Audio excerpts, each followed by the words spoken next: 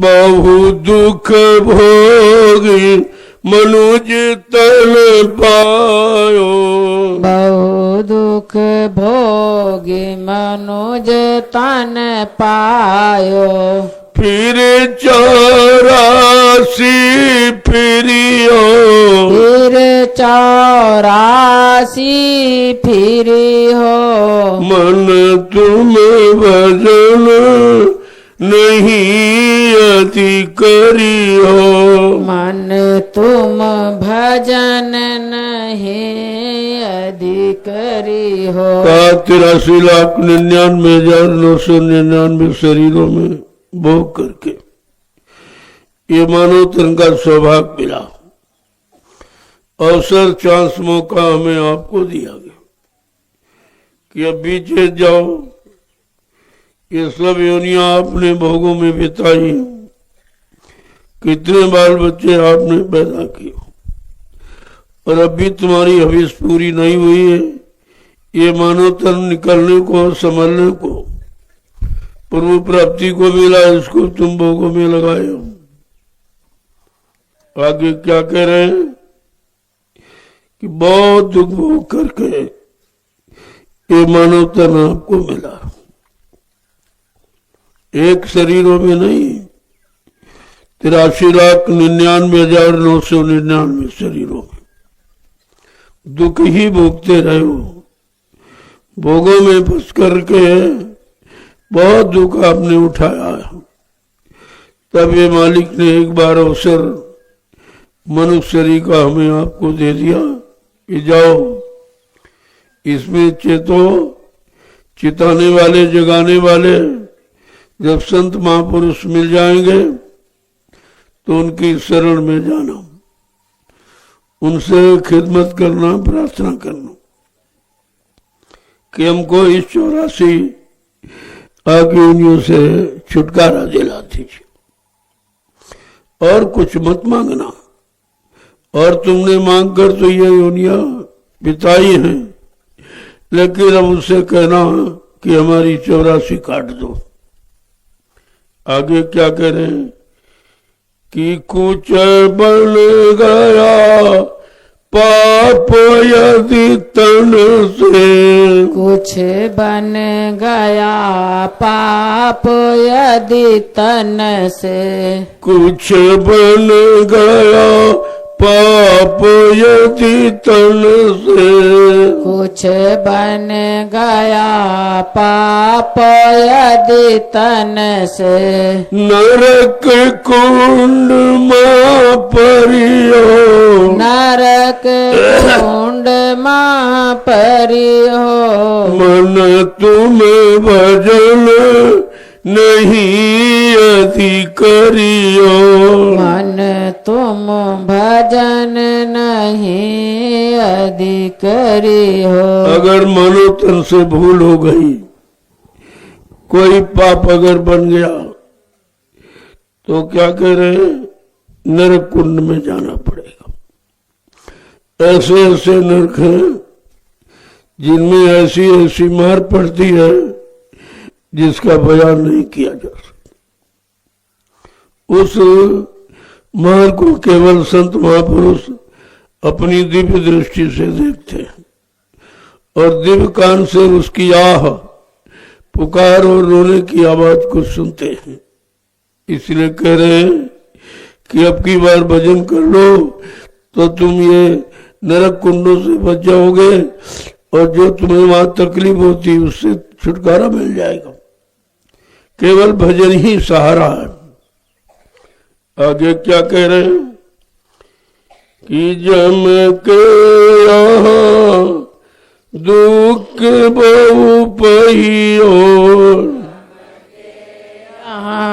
दुख बहु पहियो। जम के यहाँ दुख बहु पहियो। जम के यहाँ दुख बहु पहियो। बरबस जरियो मरियो। बरबस जरियो मरियो। मन तुम भजन नहीं अधिकारियो। मन तुम भजन नहीं अधिकारी हो। कहते भजन न करने का परिणाम कितना बुरा है, कितनी सजा है, कितनी नरकों में मार पड़ती। इनसे छुटकारा भजन ही दिलाएगा। इसलिए संत महापुरुषों ने भजन पर जोर दिया। आगे क्या कह रहे हैं कि दारा सुत हित काम लवई है। तारा सुत हित काम न अही है। दारा सुत हित काम लवई है। तारा सुत हित काम न अही है। माई बाप गोरई है। माई बाप गोरई है। मन तुम भजन नहीं अधिकारियो। मन तुम भजन नहीं अधिकारी हो। दारा माने स्त्री, सुत माने बेटा। परिवार कुटुंब में काम नहीं आएगा, ना तुम्हारे काम आएगा ना तुम्हारे साथ जाएगा। और तुम इसी में अज्ञानता बस फंसे पड़े हो। कहते हैं उस दारुण दुख में, उन नरक कुंडों में तुम्हारे रोने चीखने की आवाज सुनने वाला कोई नहीं। किसको आप पुकारोगे, किसको याद करोगे? जिनको आपने अपना बनाए वो तो यही छूट गए। तुम्हें वो मंजिल अकेले ही तय करनी है। तो महापुरुष आगे समझा के क्या कह रहे हैं कि दारुण दुख आने बहु प्यारे। दारुण दुख आने बहु प्यारे। दारुण दुख आने बहु प्यारे। दारुण दुख आने बहु प्यारे। बहुत सागर कैसे तरी हो। बहु सागर कस तरी हो। मन तुम भजन नहीं अधिकारियो।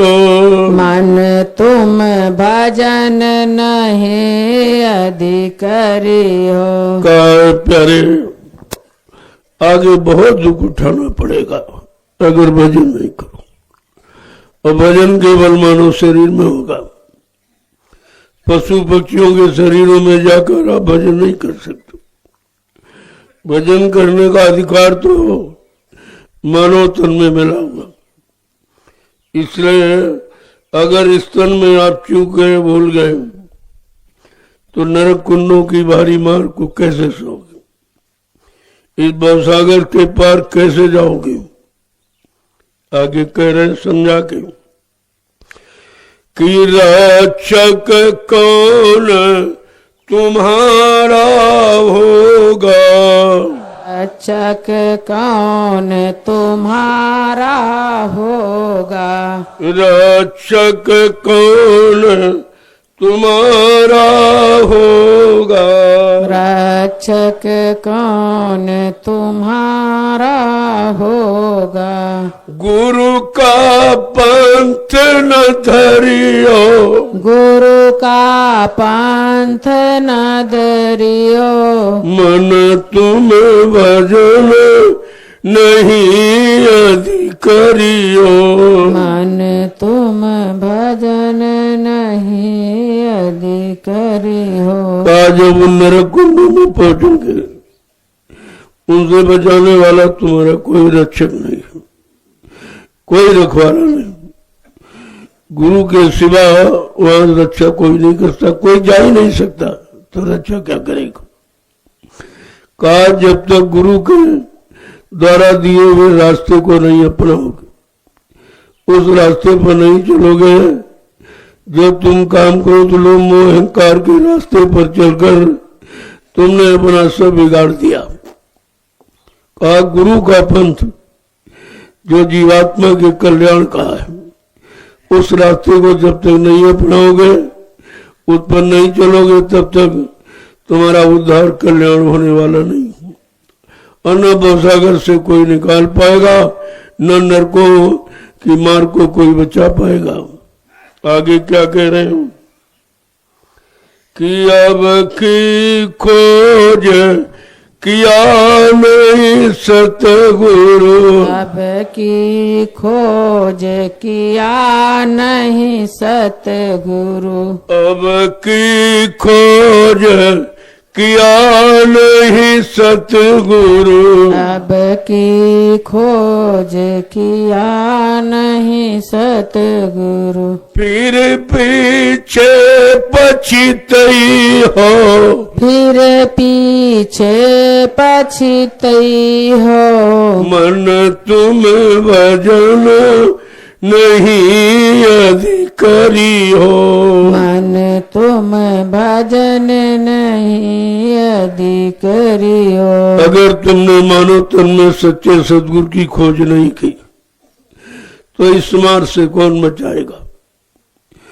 जो ऐसी मार है जिसकी रोने चीखने की आवाज हजारों मील तक जाती, कोई सुनने वाला नहीं, वहां कोई जाएगा नहीं जिनको तुमने साथी बनाया, वो सब बीच में ही छूट जाएंगे। इसलिए कहा आपकी मानो तन पाकर अगर सच्चे सदगुरु की खोज नहीं की है, कहते फिर आपको पश्चाताप करना पड़े, बहुत पछताओगे क्योंकि ये तन फिर आपको मिलेगा नहीं, ये बार बार नहीं मिलेगा।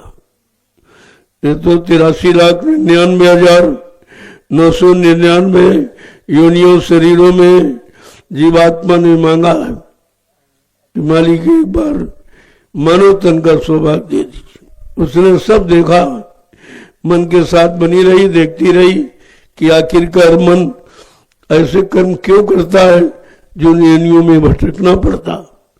तो देखा करे जन्म मरण के सिवा कुछ नहीं मिला इसको, पैदा होता फिर मर जाता, फिर पैदा होता फिर मर जाता। तब जीवात्मा प्रार्थना करती कि माली एक बार मानव तन का सौभाग्य दे दी। हम किसी सदगुरु की तलाश करके अपने घर का रास्ता पूछ लूंगे, फिर अपने घर चली जाऊंगी, फिर यहाँ कभी नहीं होगी। ऐसा क्यों कह रही? जो देख रही है कि नाक में दम हो गई हमारे, बार बार मरते मरते जिन जिन शरीरों में गई, सिवाय जीने मरने के सिवा कुछ नहीं मिला। पैदा हुई मर गई, फिर पैदा हुई फिर मर गई, इसके सिवा कुछ मिला ही नहीं।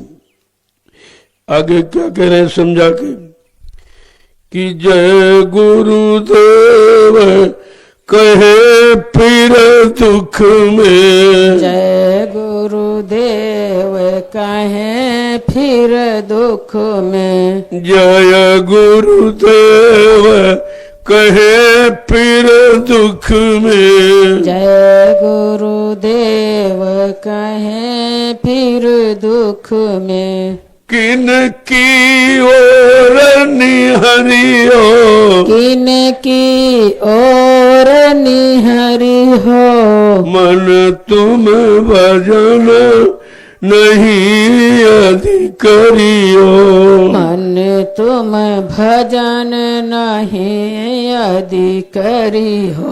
आज गुरुदेव समझा रहे, वो स्वतः मालिक आपको समझा रहे कि अब की बार अगर मानव शरीर से चूक गए, ना ये शरीर मिलेगा, ना ऐसे बताने वाले, समझाने वाले, माफी दिलाने वाले, जीवात्मा को जगाने वाले, घर पहुंचाने वाले, फिर ऐसे समृद्ध सतगुरुदाता नहीं मिलेंगे।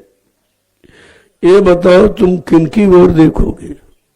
कौन वहां बैठा बचाने वाला जिनको देखकर तुमको सुख शांति मिलेगी? ये समृद्ध गुरु, इनके सिवा और कोई मृत्यु लोक मंडल में बचाने वाला नहीं। ये कलयुग के जीवों का सौभाग्य है जो उसको मालिक मिलकर, नहीं तो किसी युग में आए नहीं थे।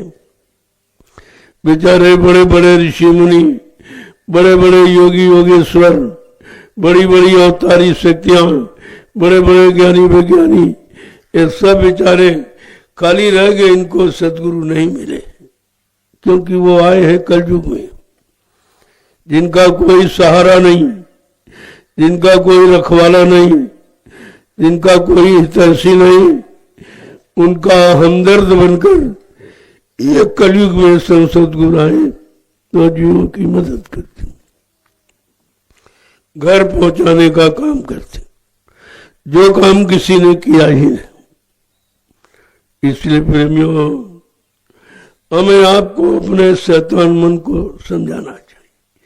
यही बाधा डाल रहा है, यही तुमको भजन सिमरन ध्यान करने नहीं देता, यही सेवा में लगने नहीं देता, ये तुमको सब तरफ से बाधा डालता।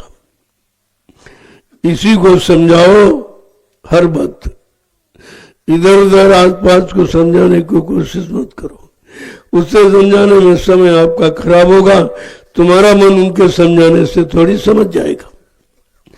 तो कहा अपने मन को समझाओ, अपने मन को रोको कि भोगों में जाते जाते कितने दिन तूने बिता दिए, तुझे भोगों से क्या मिला। भोग रोग है, ऐसा रोग है जो शरीर की सारी शक्ति को निचोड़ देता, फिर तेरे पास कुछ नहीं रहेगा। जब तू शक्तिहीन हो जाएगा, बलहीन हो जाएगा, चरित्रहीन हो जाएगा, तो तेरे पास कुछ नहीं रहेगा।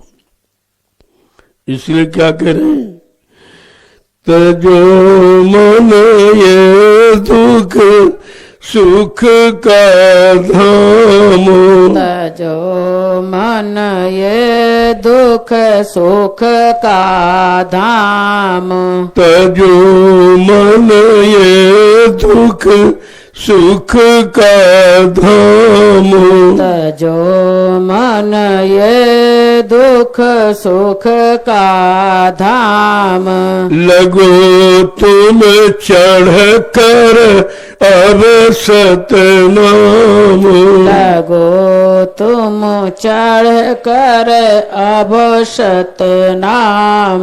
संत महापुरुष कहते हैं, मन तो ये सुख और दुख के दाम को छोड़ दे। ये शरीर में सुख है दुख है, कभी मिला फिर चला गया, फिर मिला फिर चला, कोई स्थायी नहीं, न सुख स्थायी न दुख स्थायी। कहा तू ऐसे धाम को छोड़ और तू सतनाम की तरफ, जो सच्चा नाम है, सच्चा धाम है, उस धाम की तरफ चल। आगे क्या कह रहे हैं कि दीनाचार तन संग बसेरा, दीनाचार तन संग बसेरा, दीनाचार तन संग बसेरा, दीनाचार तन संग बसेरा, फिर छूटे ये ग्राम, फिर छूटे यह ग्राम, तजो मन ये दुख सुख का धाम, तजो मन ये दुख सुख का धाम, लगो तुम चढ़ कर अब सतनाम, लगो तुम चढ़ कर अब सतनाम। इस शरीर में तेरा 4 दिन का बसेरा, बचपन, किशोरावस्था, जवानी और बुढ़ापा, ये 4 दिन का तेरा बसेरा है। इसके बाद ये शरीर खाली करना पड़ेगा। ये काल माया का गांव ये भी खाली पड़ा करना पड़ेगा तुझे।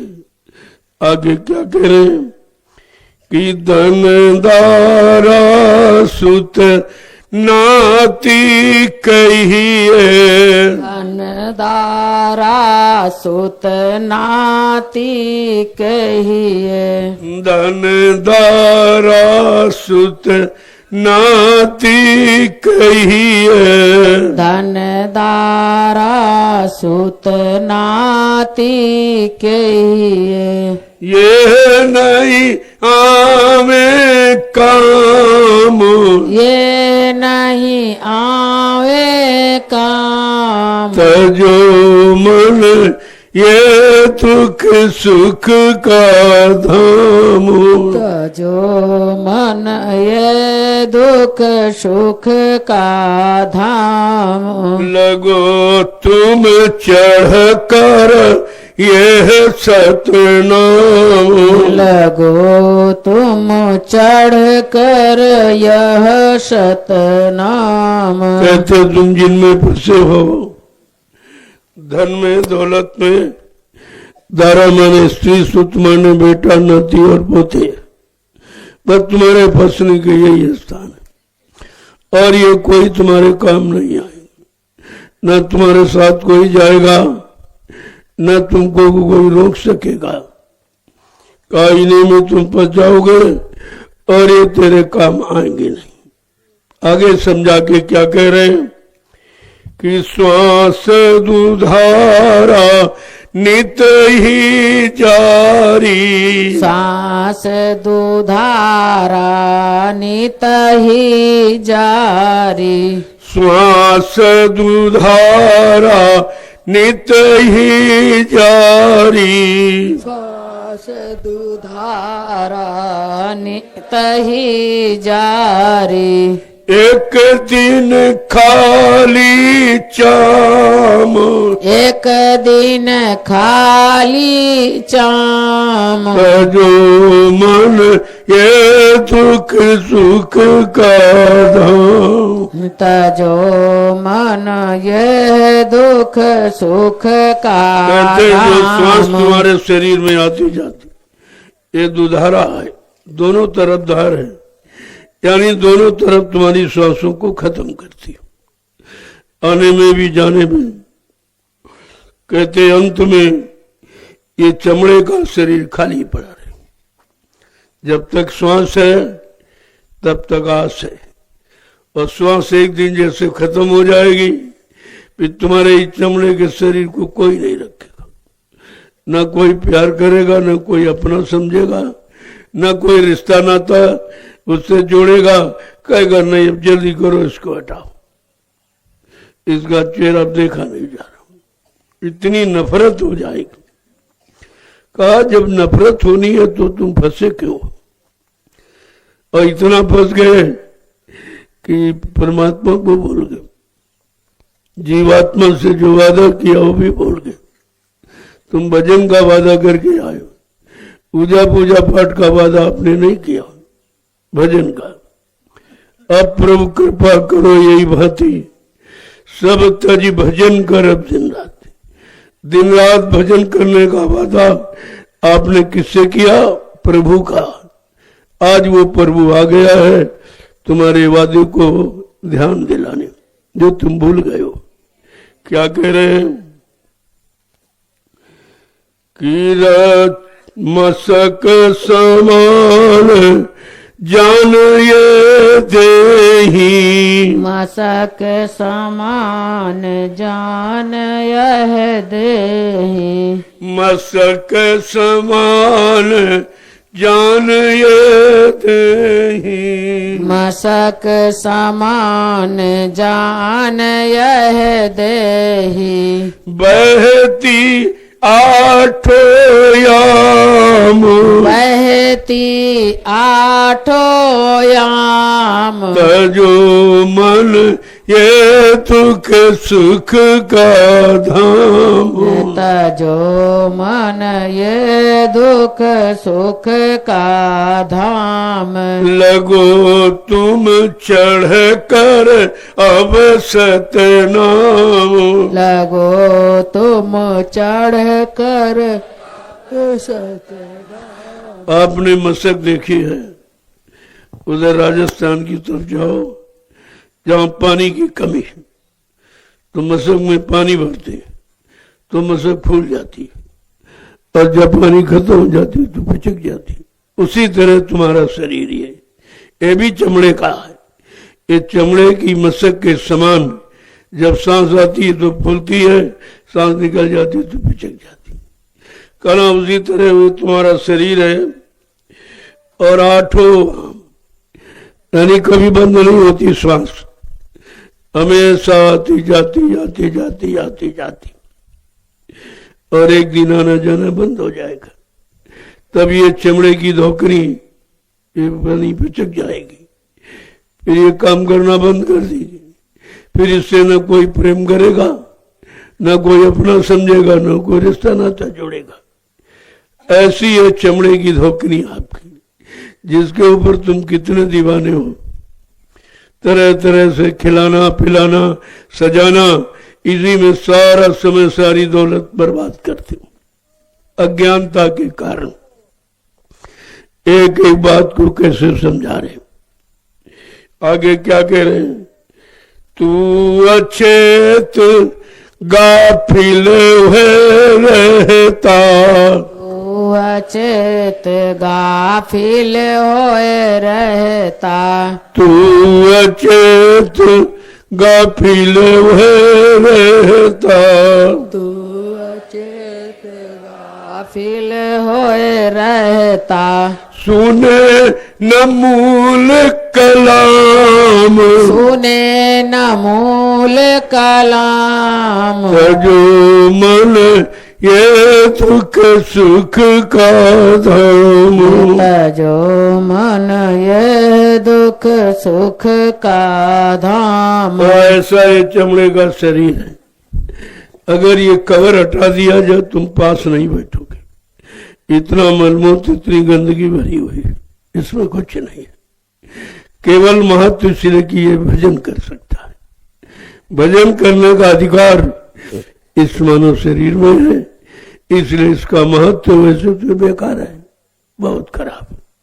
कोई नहीं छुएगा, कोई पास नहीं बैठेगा, लेकिन संत महापुरुष आपके इस चमड़े शरीर से प्रेम नहीं करते, उनकी जीवात्मा इसी चमड़े शरीर में बैठी है, उससे प्रेम करते।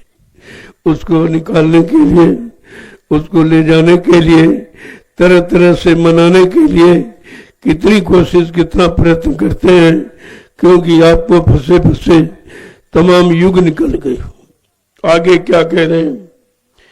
कि माया नारी पड़ी तेरे पीछे, माया नारी पड़ी तेरे पीछे, माया नारी पड़ी तेरे पीछे, माया नारी पड़ी तेरे पीछे, क्यों नहीं छोड़त काम, क्यों नहीं छोड़त काम, जो मन ये दुख सुख का धाम, तजो मन यह दुख सुख का संत धाम। महापुरुष समझा के कहते हैं, माया नारी तेरे पीछे पड़ी, घर की नारी, तन की नारी, माया नारी, तीन नारी आपके पीछे पड़ी।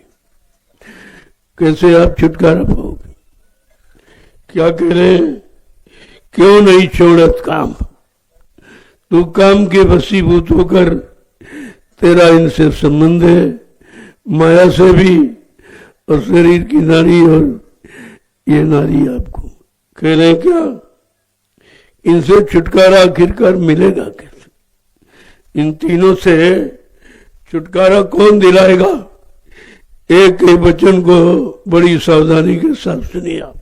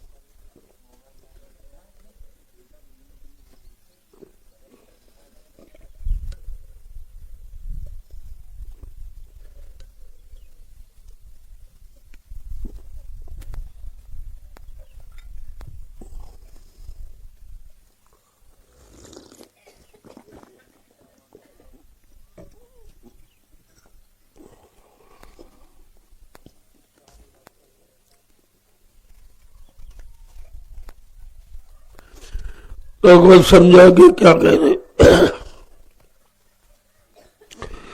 घर की नारी को कहे तन की नारी ना, शरीर में नारी चलती है जिसके वजह से आप जीवित हैं। एक दिन ये भी नारी बंद हो जाए और माया की ना इसके बंद होते ही ये तन शरीर से जो नारी बना ये भी छूट जाएगी और माया भी छूट जाएगी। कहने का मतलब ये तीनों नारियां आपका साथ नहीं देंगी, फिर इनसे छुटकारा कैसे पाओगे? एक नारी से छुटकारा नहीं पा रहे हो और तीन तीन नारियां तुम्हारे पीछे पड़ी हैं। तो आगे क्या कह रहे हैं कि बिन गुरु दया छुटो नहीं आसे, बिन गुरु दया छूटो नहीं आसे, बिन गुरु दया छुटो नहीं आसे, बिन गुरु दया छूटो नहीं आसे, भजो गुरु का नाम, भजो गुरु का नाम, तजो मन ये दुख सुख का दाम, तजो मन यह दुख सुख का कहते बगैर समय के सदगुरु के इन नारियों से छुटकारा पाना बड़ा मुश्किल है। कहा वो समय का सदगुरु मिलेगा तो तीनों नारियों से छुटकारा दिला देगा, तन की नारी और घर की नारी और माया नारी, इन तीनों से छुटकारा दिला देगा। और भजो गुरु का नाम, आपको यानी समय से जो गुरु नाम जगाते उस नाम को जो भजोगे आप तो ये तीनों से छुटकारा मिल जाएगा और कोई रास्ता यहां नहीं है। आपने कितनी पूजा पाठ किया, कोई मिला? जिनकी पूजा की वो भी नहीं मिला, न कोई देवी न कोई देवता, न भगवान न खुदा न गाड, न ब्रह्मा न विष्णु न महादेव न रामकृष्ण, कोई नहीं मिले आपको, क्योंकि ये तुमने उनको खोजा है जड़ में और वो है चेतन। अपने अपने चेतन लोक में वो आज भी बैठे। जब तक चेतन सदगुरु नहीं मिलेगा, जीवात्मा को जगाने वाला और इन लोकों में पहुंचाने वाला, तब तक कोई किसी से मिल ही नहीं सकता। यहां तो समझाने के लिए ये नकली शक्लें बना दी, मिट्टी की, पत्थर की, कागज कैलेंडर की, ये नकली शक्लें कि जिससे तुम्हारे अंदर इनको पाने का भाव पैदा हो। कहा ये नकली जब इतनी अच्छी तो असली कितनी अच्छी होगी। ये भाव पैदा करने के लिए ये व्यवस्था बनाई थी, लेकिन अब तुम नकल में ही फंस गए। असल की आपने तलाश नहीं की और सब फंसे पड़े, एक दिन से नहीं 3-3 युगों से। कितना लंबा समय निकल गया फंसे फंसे, और आज भी कोई नहीं बता रहा कि हम इससे कैसे निकले, इनसे छुटकारा कैसे मिले, कि हम श्रम समय पूंजी सब खर्च कर देते, लगा दे, लेकिन मिला कोई नहीं और फिर भी छोड़ नहीं पा रहे हो। छोड़ोगे जब कोई असली पाने का रास्ता देने वाला मिलेगा। वो कहेगा नहीं ये नकली है, इधर चलो, ये रास्ता उससे मिलने का। जब स्वर्ग में चलोगे तो देवी देवताओं का दर्शन करोगे, या नहीं वहां दर्शन होगा, बिल्कुल साक्षात्कार होगा असली। तब समझ में आएगा अरे उनकी शक्ल तो ऐसी है और वहां तो बहुत मतलब यानी खराब बताई, वो हमको अच्छी लगी, ये तो बहुत सुंदर है। ऐसे जैसे जैसे तुम्हारी जीवात्मा को सदगुरु आगे आगे लोकों में ले जाएंगे, बढ़ाएंगे और सबका दर्शन कराएंगे। जब ब्रह्मलोक में पहुंचोगे तो ब्रह्मा जी का दर्शन कराएंगे। जब विष्णुलोक में पहुंचेगी जीवात्मा आपकी तो विष्णु भगवान का दर्शन कराएगी। जब शिवलोक में पहुंचेगी तो भगवान शंकर का दर्शन कराएगी। साकेत लोक में पहुंचेगी तो भगवान राम का दर्शन कराएगी गोलोक में पहुंचेगी, भगवान कृष्ण का दर्शन कराएगी। दर्शन तो उधर है, इधर कुछ नहीं। इधर केवल नकल बना के समझाने के लिए प्रमाण। जैसे अध्यापक बच्चों को समझाता है, ब्लैक बोर्ड पर एक गाय का चित्र बनाता। अगर बच्चा कहे कि मास्टर साहब क्या है, यही गाय दूध देने वाली है, कहते नहीं, ये दूध देने वाली नहीं है, दूध देने वाली गाय का चित्र है। दूध देने वाली गाय का चित्र दूध देने वाली। ऐसे कहा ये देवी देवता, ये भगवान खुदा घाट नहीं है, ये उनकी शक्ल है, ऐसी शक्ल हो। और ये भी नकली है क्योंकि कोई गया नहीं, ये तो सब कल्पना करके उन्होंने बना दिया। कोई वहां पहुंचा थोड़ी है, क्योंकि पहुंचाने वाले कलयुग में आए और ये शिकलें सज्जू त्रेता द्वापर की बनाई हुई, सब झूठ है। यही कहा है सब झूठ। उस समय तो संत महापुरुष आए ही नहीं थे, तो जीवात्मा को कौन ले जाता, कौन साक्षात्कार दर्शन करा था, कौन असली और नकली की पहचान करा था। आगे समझा के क्या करें कि गुरु का ध्यान धरो हृदय में, ध्यान धरो हृदय में, गुरु का ध्यान धरो हृदय में, गुरु का ध्यान धरो हृदय में, मन को राखो थाम, मन को राखो थाम, जो मन ये दुख सुख का धाम, तजो मन यह दुख सुख का धाम। इसलिए नकली फोटों पर ध्यान मत दो, ध्यान करो उसका सदगुरु का, जो तुम्हें असली से मिलाने वाले, तुमको उनके घर पहुंचाएंगे। अरे भाई, किसी को अगर मिलना चाहते हो तो उसके घर पर पहुंचोगे तभी तो मिलेगा, तभी तो उसका रूप देखोगे आप। और तुम्हें किसी ने पता बताया नहीं और तुम किसी के घर पहुंचे नहीं, तो ये सब झूठा ही तो है। ये झूठ का मसाला है और झूठ में इतना फंसा दिया कि अब आप निकल नहीं पा रहे। जब तक सच्चाई का रास्ता सामने नहीं खड़ा किया जाएगा तो झूठ को आप कैसे छोड़ोगे, कैसे समझोगे। समझाने के लिए एक दूसरा सामने होना चाहिए, छुड़ाने के लिए उससे अच्छा सामने होना चाहिए। संत महापुरुष यही काम करते। आगे क्या कह रहे हैं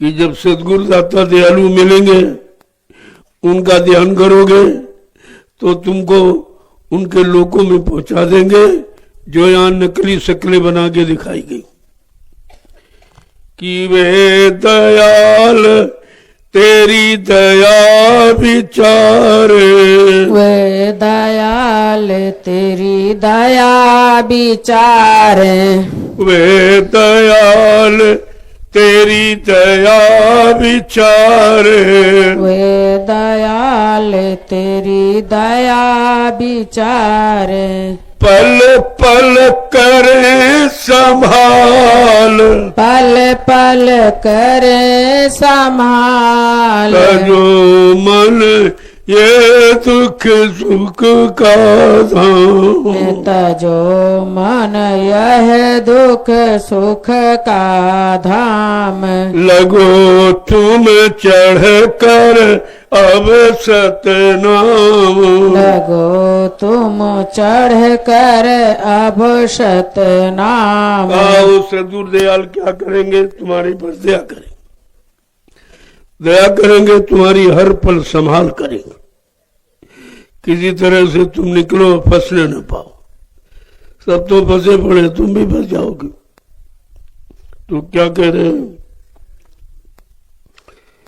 कि छोड़ भोग क्यों रोग बसाए, छोड़ भोग क्यों रोग बसाए, छोड़ भोग क्यों रोग बसाए, छोड़ भोग क्यों रोग बसाए। यहाँ में नहीं आराम, या में नहीं आराम। जो मन ये सुख सुख का धाम। तजो मन यह दुख सुख का समझा के धाम। कह रहे इससे इस भोगों को छोड़। यही भोग रोग बन के तेरे शरीर को खत्म कर दिया। शरीर की जितनी शक्ति थी सब बर्बाद कर दी। अब इन भोगों को छोड़, क्योंकि रोग लग गया है। रोग के कारण शरीर कमजोर हो रहा, जर्जर हो रहा। इसी जर्जर शरीर को बुढ़ापा आप कहते हो। लेकिन बुढ़ापा आया कैसे? शरीर की शक्ति नष्ट हो जाने के कारण शरीर के सारे अंग काम करना बंद कर देते। इसीलिए आपको ये हुआ। आगे समझा के क्या कह रहे हैं? इन भोगों में किसी को कोई आराम नहीं है, लेकिन तुमने कहा बड़ा आराम, बहुत मजा है। ये नहीं सोचा कि नुकसान कितना, आराम कितना, नुकसान कितना। ये हानि लाभ पर जब तक नहीं समझोगे तो कैसे निकलोगे आप? आगे क्या कह रहे हैं कि गुरु का कहना मान प्यारे। गुरु का कहना मान प्यारे। गुरु का कहना मान प्यारे। गुरु का कहना मान प्यारे।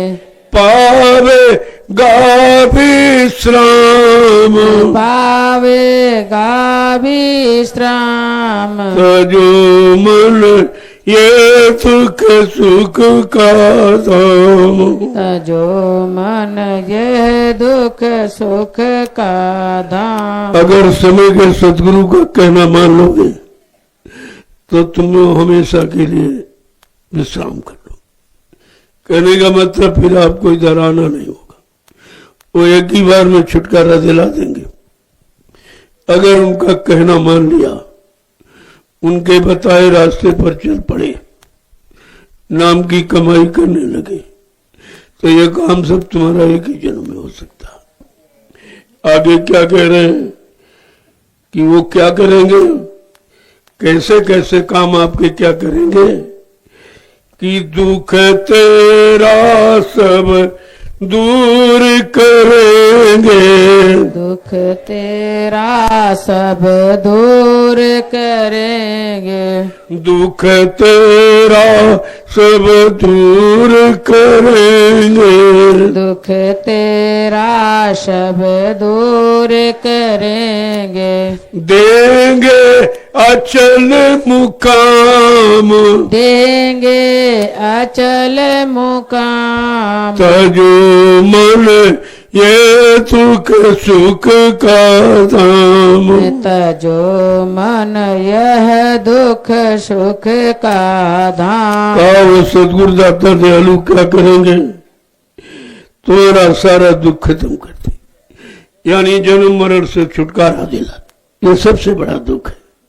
जन्मत मरत से दुख हुई, जन्म मरण की असहनीय पीड़ा उससे आपको मुक्त करा दे। न तुम्हारा जन्म होगा, न फिर तुम्हें मृत्यु में जाना पड़ेगा। आगे क्या कह रहे हैं?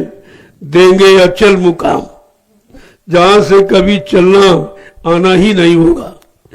ऐसा मुकाम, ऐसा स्थान तुम्हारे घर का है, वहां पहुंचा देंगे। आगे क्या कह रहे हैं कि सतगुरु स्वामी कह समझाई।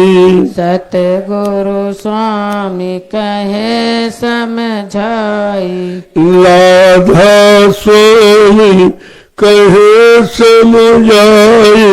राधा स्वामी कहे समझाई।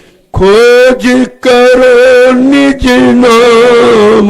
खोज करो निज नाम। तजो मन ये दुख सुख का धाम। तजो मन ये दुख सुख का धाम। लगो तुम चढ़ कर अब सतनाम। गो तुम चढ़ कर अब सतनाम। तो राधा स्वामी कोई आदमी इंसान का नाम नहीं। राधा माने जीवात्मा, स्वामी माने मालिक। जिनको यानी जीवात्माओं को जगाने का, घर पहुंचाने का जिनको अधिकार है, उनको राधा स्वामी ही कहते। लेकिन अब बेचारे जीव अज्ञानता बस नाम के टेकी बन गए, सब नाम के टेकी। ये नहीं समझ पाए वो समय के नाम थे, उस समय जीवों के लिए आए थे, मतलब यानी काम के लिए, तो उनका काम हो गया। अब तुम्हारा काम थोड़ी उसे, तुमको अपने समय के निज नाम की खोज करनी चाहिए कि हम सब कलयुग के जीवों के लिए कौन सा नाम आया, कौन सा नाम जगाया गया, कौन सा नाम सिद्ध किया गया, किस नाम का प्रचार कराया गया, ये जानकारी हम लोगों को लेनी चाहिए, तब तो काम संभव है। अब बेचारे जो पिछले युगों के नामों को दोहरा रहे उनको क्या मिले? कोई कहता सीताराम, कोई कह रहा राधे श्याम। नाम तो थे लेकिन वो अपने समय में थे। आज तो कलयुग है और वो नाम त्रेता युग, द्वापर युग है। तुम्हें कलयुग में तुम्हारा काम नहीं करेंगे, इसलिए तुमको अपने समय का नाम चाहिए। समय का डॉक्टर, समय का मास्टर, समय का आचार्य, गुरु ही काम करता। जो चले गए वो तुम्हारा काम करने वापस नहीं आएंगे। यही तो लोगों में विचारों भ्रम हो गया। इसी भूल भ्रम में वो सब बेचारे फंस गए, अब उनकी समझ में नहीं आ रहा। तो कह रहे हैं सतगुरु स्वामी कहे समझाई, बार बार सबको समझा रहे हैं, अरे समय के वक्त के नाम की तलाश करो, वक्त के गुरु की तलाश करो, जो नाम जहाज लेके आया हो तुम्हारी जीवात्मा को घर पहुंचाने के लिए, उसकी तलाश करो, वो तुम्हारा काम करे। अब बेचारे अज्ञानता बस ये फंस गए, उन नामों को ले रहे हैं जिनको देखा नहीं।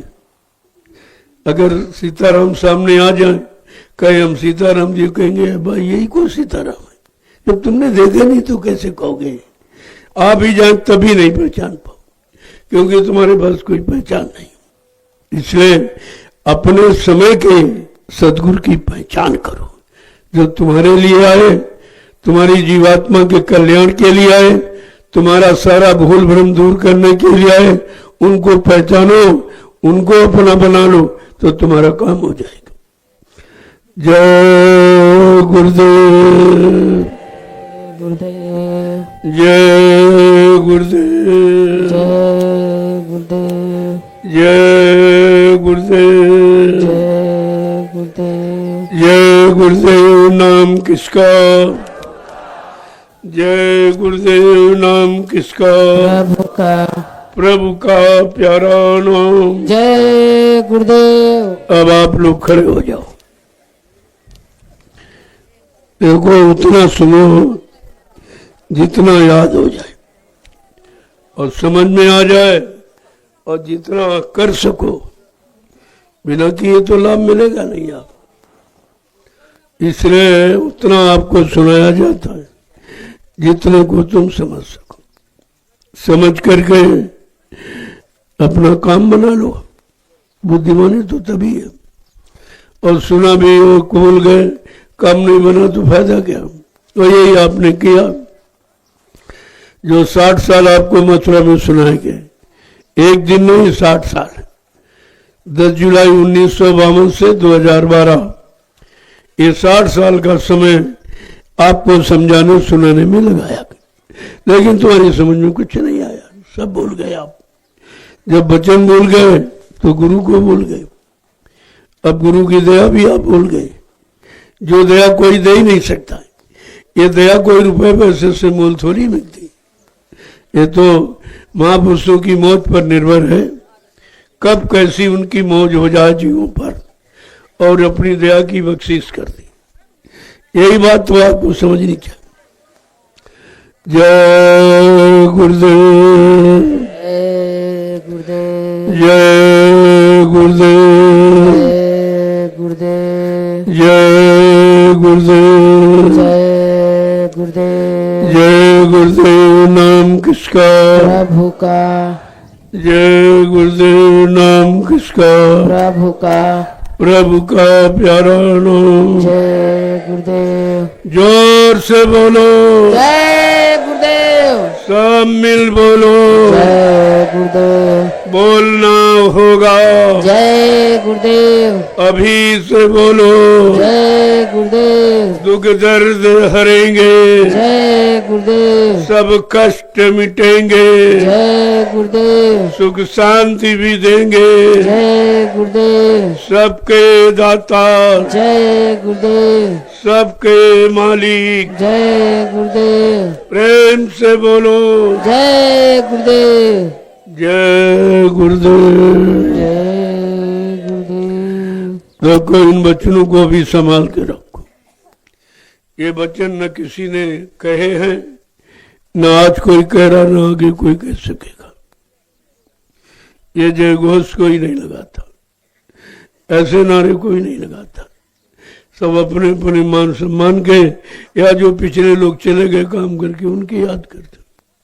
अरे तुमको अपने काम के लिए अपने समय का जानकार ढूंढना चाहिए कि हमारा काम किससे होगा, हमारा काम करने के लिए कौन आए हैं, उनकी तलाश करो, उनकी खोज करो, तब तो ये काम संभव है।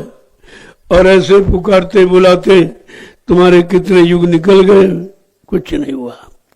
तभी बात समझनी चाहिए।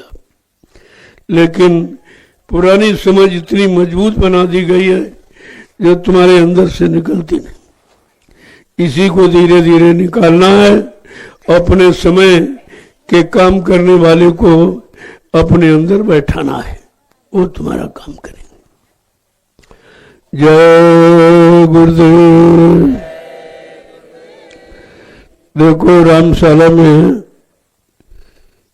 जो सेवा आश्रम बन रहा, प्रेमियों से मैं रोज ही कहता हूं कि आप थोड़ा जल्दी करो। हमारे जितने राजमिस्त्री हैं सब वहीं लग जाए, और सेवादार पहुंच करो, जल्दी करो। ये काम बहुत बड़ा है, बड़े महत्व का। इस सेवा का छोटा मोटा महत्व नहीं है, बहुत महत्व। तो इसलिए आप जल्दी से इसको तैयार करो, क्योंकि जन्माष्टमी के पावन पर्व पर इसका उद्घाटन होना, उद्घाटन समारोह जन्माष्टमी के पावन पर्व पर होगा। इसलिए समय कम है, जल्दी से इसकी तैयारी करो, सब लोग लग जाओ उसमें, जल्दी काम हो जाए। और ये काम आपका है, आपके लाभ का, आपकी मसूरी का है। दुनिया जान जाएगी कि आप लोगों ने अपनी गाड़ी कमाई से कहां कहां आश्रमों का निर्माण किया है, जो लोगों के लिए एक आवश्यक है। आगे आने वाले समय में आप कहां जाओगे, कहां बैठोगे, उसके लिए कोई न कोई स्थान होना चाहिए।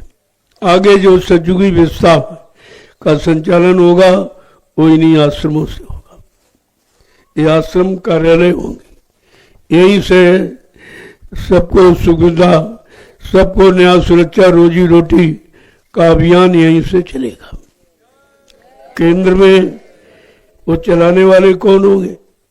वो नेता फेता नहीं होंगे, 25 महात्मा केंद्र में होंगे। इसी तरह प्रांत में, जिले में, तहसील में, ब्लॉक में, न्याय पंचायतों, ग्राम सभाओं में, इस तरह से तब सतयुगी व्यवस्था का संचालन होगा। ऐसे नहीं है।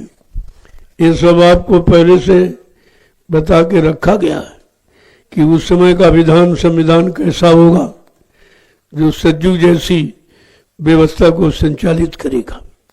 सबको न्याय, सबकी सुरक्षा, सबको रोजी रोटी योग्यता के अनुसार सबको काम मिलेगा, कोई बेकार नहीं होगा। जब बेकार नहीं होगा तो कोई बुरा काम करेगा नहीं। बुरे काम करने के लिए आप उनको मजबूर किए हो।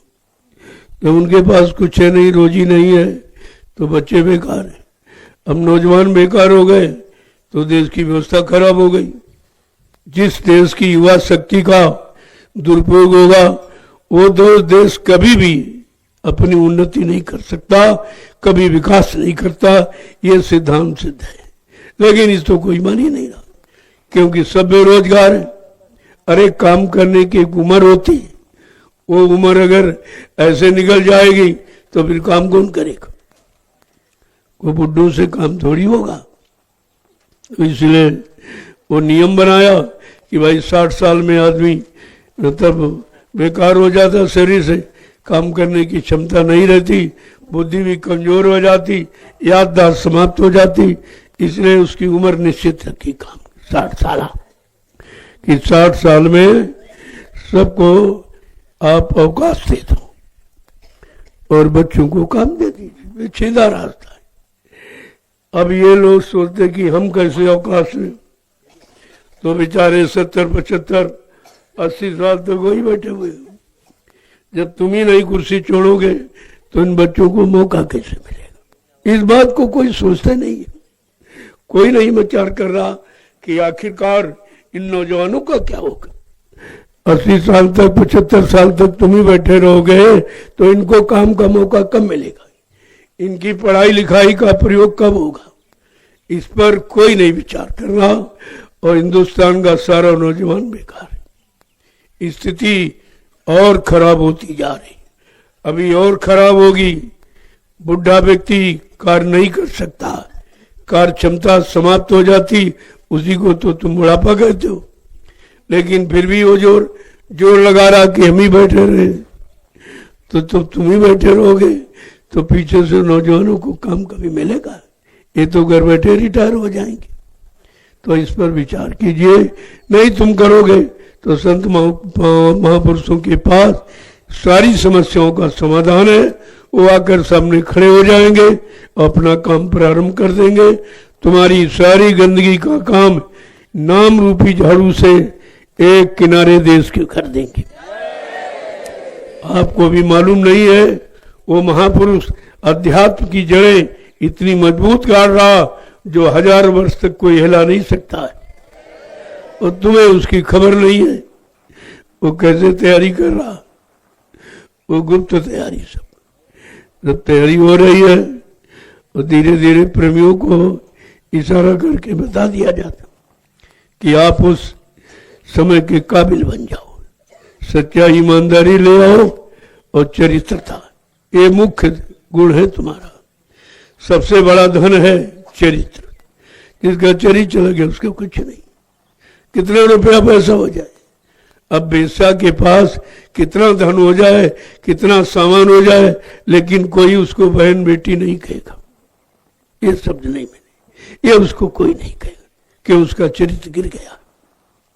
जिसका चरित्र गिर जाता उसके पास कुछ नहीं रहता। इसलिए अपने चरित्र को संभाल के रखो।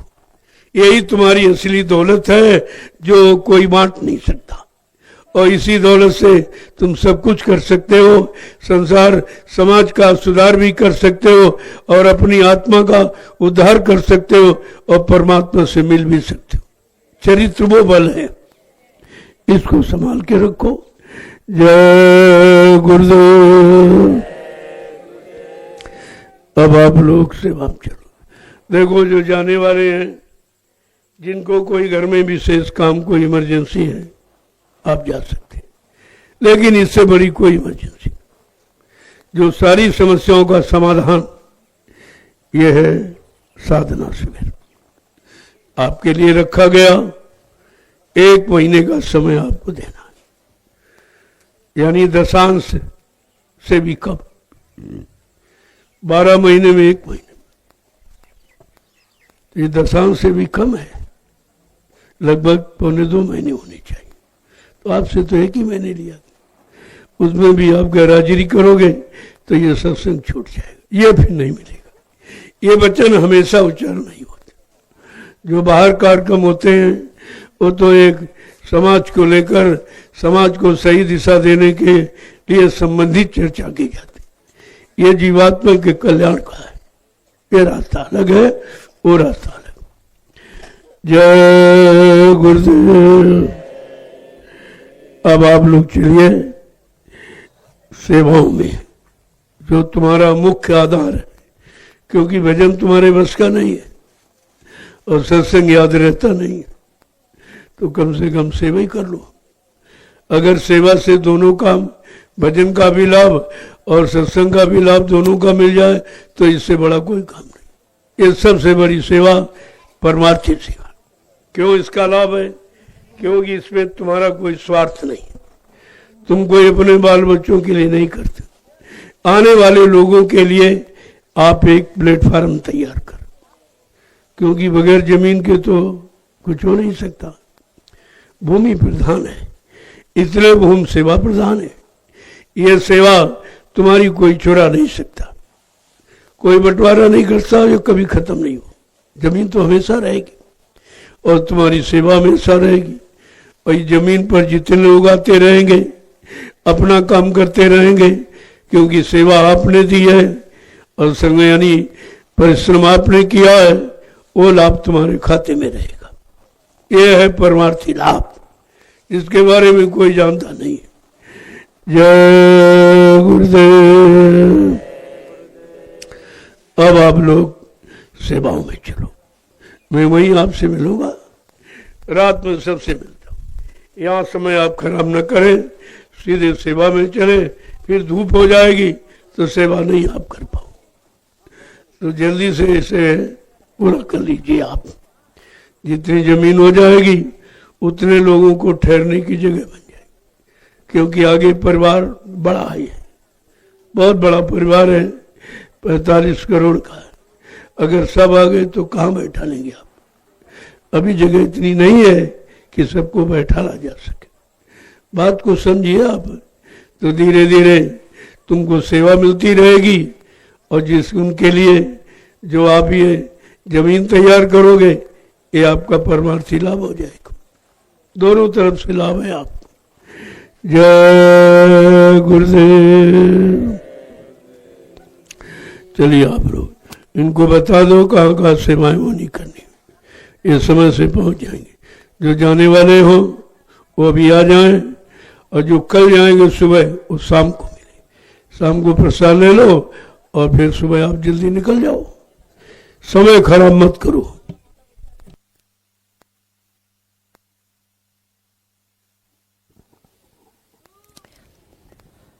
जय गुरुदेव। जय गुरुदेव। जय गुरुदेव। सत्संगी प्रेमी भाई बहनों ध्यान दें, आज की सेवा आप लोग जो प्रेमी रामशाला में सेवा कर रहे हैं या राजमिस्त्री सेवा कर रहे हैं, आप लोग सब लोग रामशाला को चलेंगे और जो निर्माण कार्य में लगे हैं, भंडारे के पीछे जो सेवा हो रही है, पीलीभीत भंडारे के पीछे आप लोग यहाँ सेवा करेंगे। गोरखपुर वाले दादू जी, आप अपने प्रेमियों को लेकर के वहीं पर बंधा संभालना है। आज दयाल बाग में आप वहां चलेंगे, और जो प्रेमी भाई बहन किसी प्रकार की सेवा में नहीं है, आप लोग सब लोग मिट्टी सेवा में चलेंगे दयाल बाग में। और आप लोगों से प्रार्थना है कि आप लोग आश्रम पे साफ सफाई का विशेष ध्यान दें। जय गुरुदेव।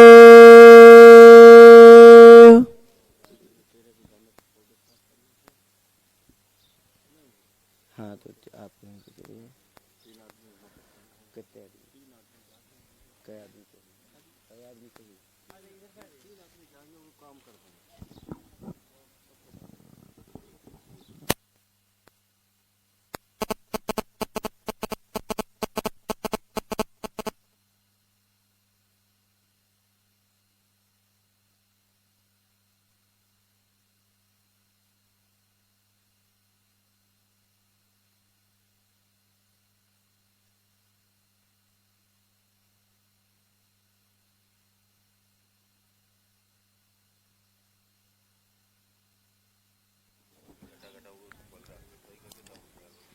जय गुरुदेव।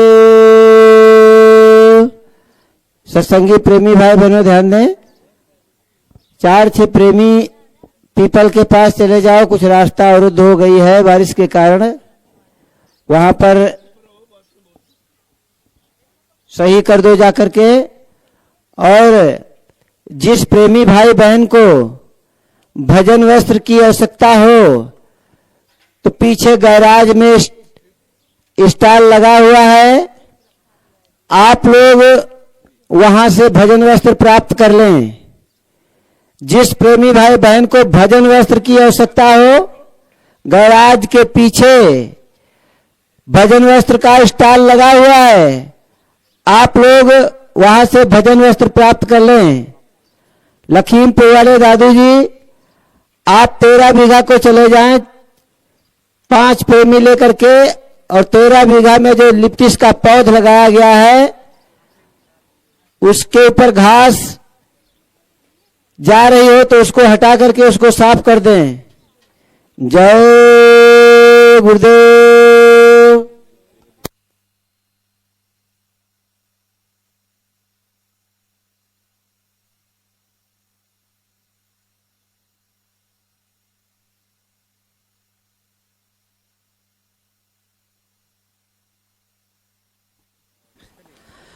जय गुरुदेव। सत्संगी प्रेमी भाई बहनों ध्यान दें, रोज एक बार आप लोगों को सूचित किया जाता है, आप नहीं मान रहे हैं। आज भी एक किसी बहन ने वहां पर टंकी के पास में मैदान कर दिया है, और ये रोज मैदान करती हैं। 3-4 बहनें सेवा में लग जाएं टंकी के पास, और जिस